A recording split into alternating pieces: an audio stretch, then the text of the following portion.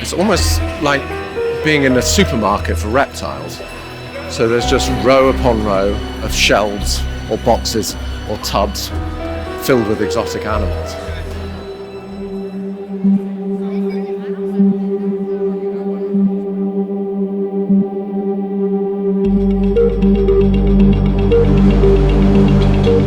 The United States of America, a country famous for trendsetting and its influence on popular culture. However, over recent years, the USA has also become known as a global hotspot for the exotic pet industry.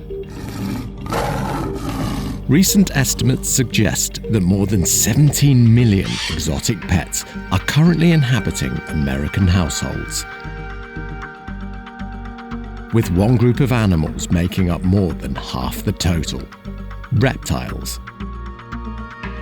Meeting up with World Animal Protection's Global Head of Campaigns, Cassandra Conan, we headed to one of the many regional reptile expos occurring regularly across the country. Hopefully here we'd be able to find out exactly what was happening with pet reptiles in the USA. It's almost like being in a supermarket for reptiles. So there's just row upon row of shelves or boxes or tubs filled with exotic animals. Whilst there was an enormous variety of reptiles on display, one species was clearly much more popular than any other: the bull python.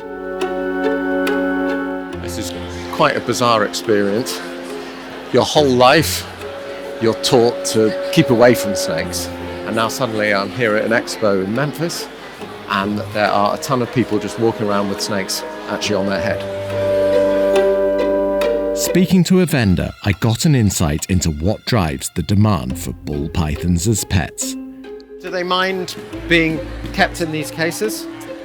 Obviously the light to the people and everything, it's probably a little stressful on them. But I'm not in the snake's mind. I can't tell you how much it's bothering it. So why is that one so much more expensive than these ones? It's got 2 more genes in it. This is just a single gene here, to where this has got 3 genes stacked on it. The more colourful, the more they're worth. Like if it's something that's brand new, you might be talking 20, 25K. For a single snake? Yeah. And people will pay that? Oh yeah, there's been, like the bananas, I think the first banana sold for 50K.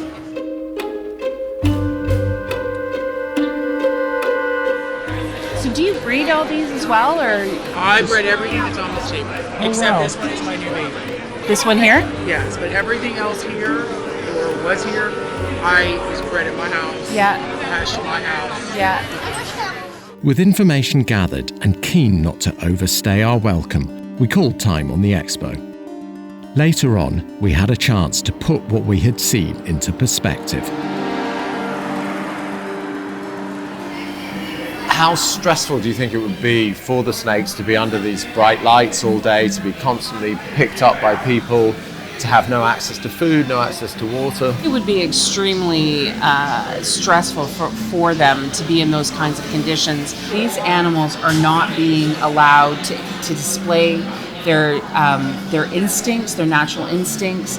They aren't in any kind of natural setting that allows them to fully extend, which is what they do when they eat. Doesn't allow them to explore. There isn't the proper, enrichment. What was so fascinating was just how many different types of colours and patternings there were, and that was all from one species, just bull pythons. Part of this industry is this desire to have the most unique, the most interesting animal that has created this cottage industry where they are, changing the genetics of these animals and breeding them to get unique colors, unique designs. If you look in films, you look in popular culture, snakes are always animals to be feared. Do you think that there is a perception that snakes aren't sentient beings? To most of us, they're not cute, they're not cuddly. And so we assign a different value to them. They're really like products in a box, and is that how we want to be treating animals? And I would argue no, that it's time that we make a change and that we allow animals to live the lives they deserve. All of the exhibitors that we spoke to yesterday, including this gentleman, said that they were breeding ball pythons. But do you know anything about the import of these snakes? There is still a very large market for wild-caught snakes. If you go online, you're able to purchase them with no problem. So they may not have been for sale yesterday when we were observing them, but it is entirely possible that the wild-caught snakes were part of that breeding process at some point. Whilst it was clear that pythons were being treated as a commodity, some questions still played on my mind. Where exactly did wild pythons fit into the picture? And what was life like for these snakes behind the scenes, away from the well-lit showcase put forward at the expos? It was time to leave the US and take this investigation international.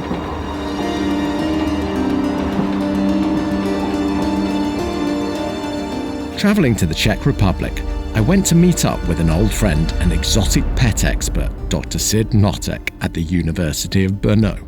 That looks painful. Yeah, it's very painful. The old skin have to go out and must be new skin, which takes weeks, sometimes even months. How did this snake sustain these injuries, do you think? It received the injuries from sitting on the stone, maybe a long time, and they received the burns of the belly. Why do you think that people generally don't think that snakes are sentient beings that have feelings or that feel pain? They don't produce any typical voice of pain. So we have to be very careful that many equipment in terrarium must be done that they will not receive any pain inside. So those are some of the problems then that snakes suffer from physically. But what about mentally? Do snakes, for example, get depressed? If they are depressed, they don't express. Even if they suffer mentally, sometimes we only see the snake is not eating, but it's maximum that we know from the snake that the snake is not in good condition. It seems like you see quite a lot of ball pythons, yeah? Yeah, snakes. From snakes, ball pythons are one of the most common species that is kept in captivity. So where are they all coming from? It changed because in history they were mainly from nature. At first was the completely illegal market that was smuggled. And now many of these ball pythons, especially these different color forms, are from captive for farming, for breeders. How do you think a snake's quality of life differs from captivity to living in the wild? Normal population of people know almost nothing about the snakes. They only know that they are carnivores, they are eating rats or mice, and they need temperature. This is maximum knowledge that we unfortunately still have. People aren't providing them with basic animal welfare. Yes, and people still don't think that they are sensitive and they suffer from bad conditions. This is very common, unfortunately. With the injured python receiving its much-needed treatment, Sid made some phone calls and managed to set up a visit to a snake breeder's house in the centre of the city.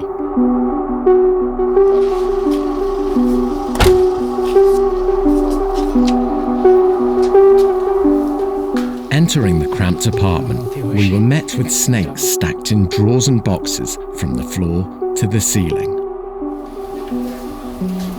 Oh my word. Well, I'm certainly no expert in this area,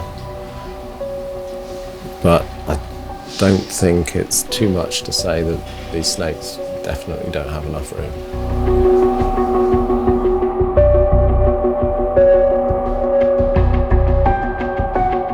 So what compels someone from Brno in the Czech Republic to want to breed exotic snakes? Říkám, začalo to na základní škole vlastně. A vlastně to byla taková spíš jako, že abych byl cool v podstatě nebo něco, tak jsem si pořídil hada.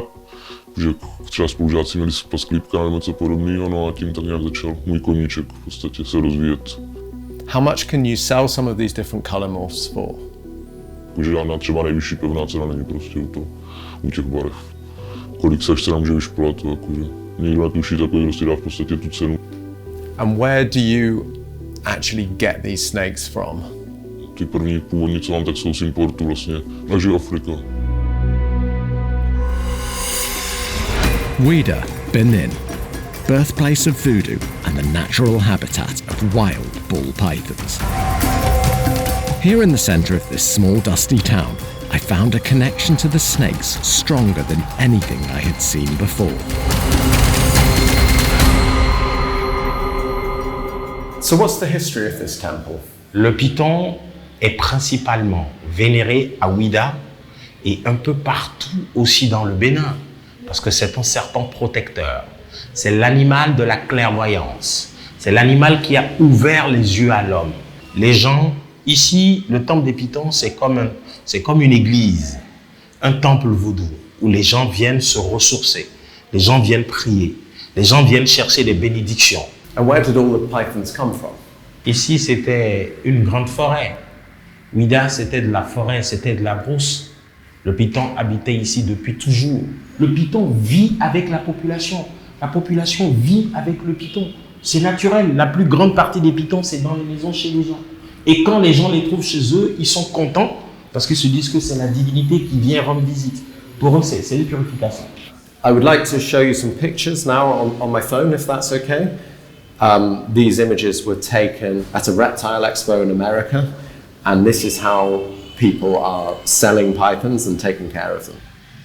Là, ce que je peux dire, c'est que la divinité n'est pas dans son état naturel. Là, on le met dans des vivariums, on le met dans des choses, c'est pas naturel. Or, ici, ça vit naturellement, on s'occupe de lui. If you ever have too many pythons here, what do you do with them? Parce que c'est la divinité devient beaucoup. C'est bien pour nous. Mais nous, on ne vend pas les pythons. Jamais. Le python, pour nous, c'est sacré, c'est notre divinité. On ne vend pas. Et quand on a beaucoup de pythons, ça veut dire que ça se perpétue. C'est une bonne chose pour la population. Et jamais on ne vend le python. So you're saying that the pythons here are revered, they're sacred animals. But does everyone in Benin and everyone throughout West Africa, do they all feel the same way? Vous savez, un peu chez nous, le python est vénéré chez nous. Mais ailleurs, par exemple, ceux qui ne vénèrent pas le python, ils peuvent le faire du mal. Dans les marchés, on sait très bien que les gens font le trafic et ils vendent des pythons. Mais ils savent très bien qu'ils couvrent un grand risque parce que c'est une divinité. Following the Python priest's lead, I went to investigate the markets on the outskirts of town. Despite covering stories on human-wildlife trade for more than a decade, nothing could prepare me for what I was about to find. Oh my soul. I have never seen anything like this. We've got baboon head, catfish, dog, crocodile. Oh my word, that is a bucket of monkey heads there. No animal seemed to be off limits, all dried and on sale for use in voodoo practices. Just about every type of animal you can possibly imagine. We've even got live animals here, tortoises. Inevitably, our presence and cameras started to cause some problems. But just as we were on our way out, we came across a shocking sight. And here we have an entire tray of ball python heads. Perhaps these animals aren't quite as revered here as I thought they were.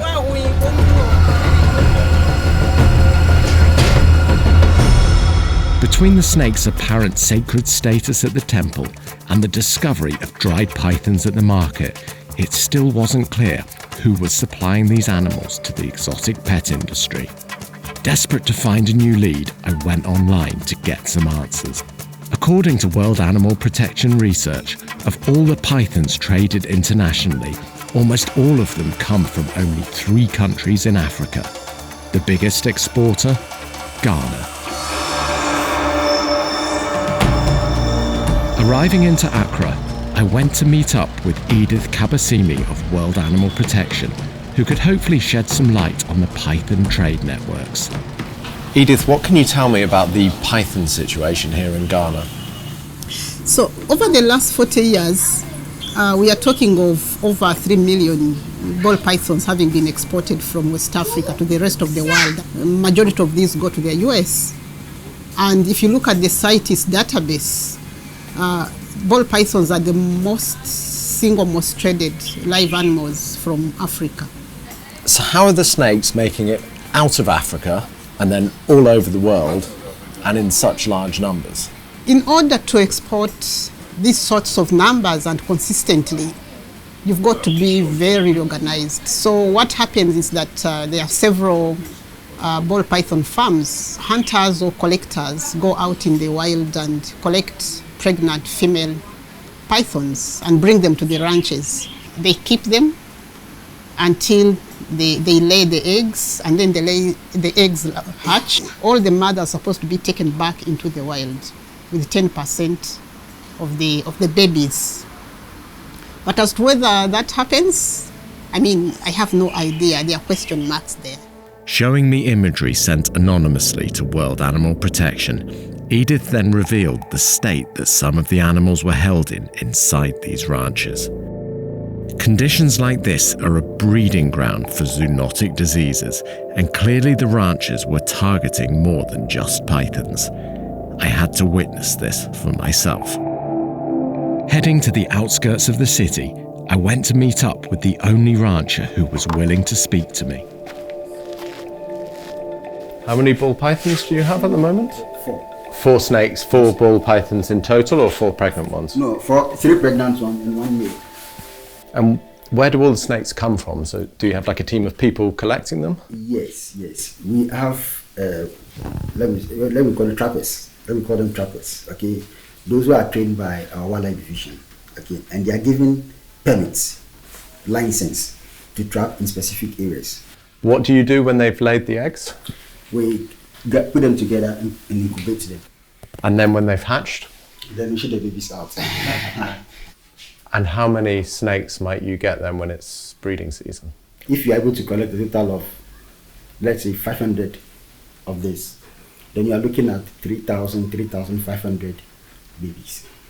Are all of them then shipped out? No, you have to, we'll be releasing 10% of the total hatching back into the wild, the locations where the mothers were collected. And not only these ball pythons, we ranch other species too. In the past, we knew that this ball pythons, their mutations were very expensive when they were coming out of first. But now they have bred. They have bred different kinds of mutations that can even not be found in the wild. Once in a while, you come across the same ball python, but a white color, yellow cystic. In the past, those ones were very expensive. So if you came across a snake with a really interesting mutation, what would you do? You just show it to your customer. If he's interested, you sell it out. Can you tell me how much they might be worth? I know in the past, some of them were over $1,000 per head. And if you sell them to someone, say for example in America, Okay. do you then worry that they might not take care of your animal in the same way that you might? We know that most of them go into pets, the pet trade. Okay, and if you follow the pet trade on the internet, you see how people really also admire them. With the farms confirming the collection of wild pythons for ranching to supply the international exotic pet trade, one question remained. How exactly were these pregnant snakes really being taken from the wild? Meeting up again with Edith, she pointed me in the direction of the known major python collection areas and a nearby community of hunters. How are you? Yeah, good to meet you. So this is your home? Yeah. It's like a small zoo. Yeah. So many animals. Plenty animals. I'm trying to play count the species here. I can see horse, camel, cows, dogs, goats. Is that a lizard in the cage? Yeah, lizard. What other animals do you catch when you're hunting? Any animal.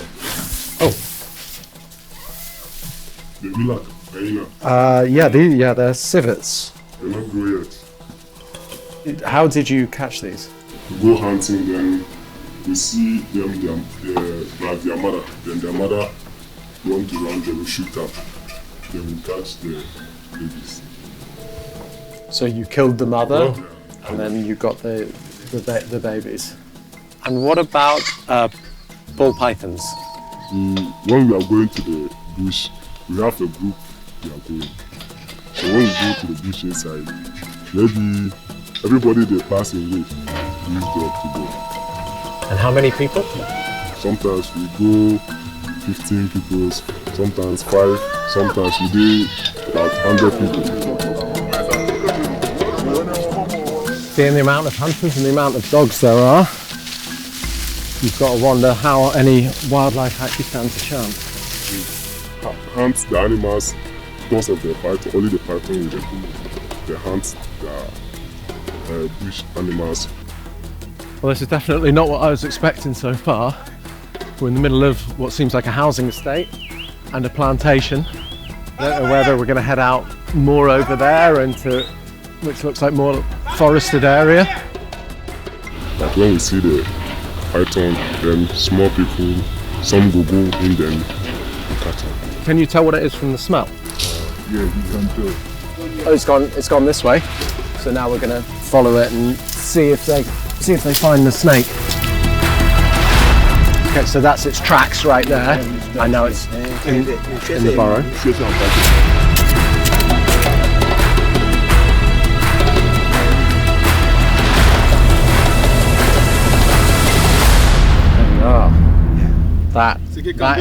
That's definitely a ball python. And the guys are primarily looking for ball pythons. They said that they will also catch whatever they can come across, whether it's antelope or pangolin, pretty much any other animals.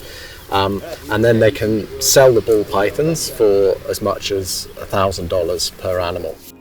And with that, it suddenly became clear how a wild ball python can end up as a pet in North America.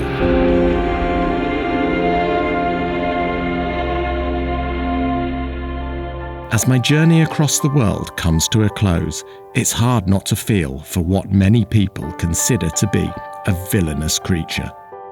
Snakes may not be cute and cuddly, but does that really make their suffering any less relevant?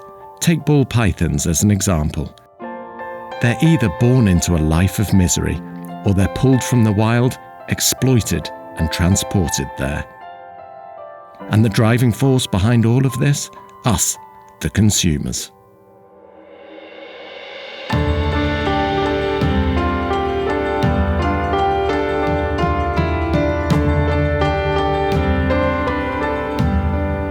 I believe that wild animals belong in the wild.